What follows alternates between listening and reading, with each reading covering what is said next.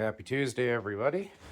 You can see the boys got lucky. They got a little bit of leftover steak from yesterday and just a little bit of chicken fried rice to go along with it. So we're going to get their dinner going because it's late for them and they are starving.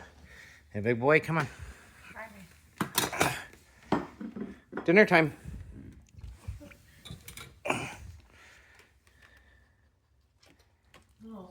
You coming?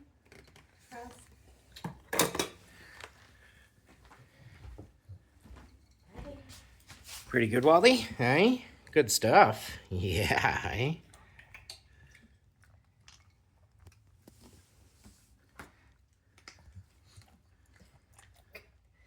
Good. Come on, Cass.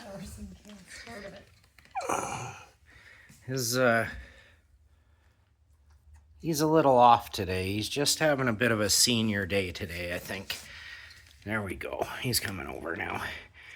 Being 14, we have a couple days here and there now that he's just a little not so much himself. So I guess we're all getting a little older. Hope everybody has a wonderful Tuesday and have a fantastic night, and we'll chat at you in the next one.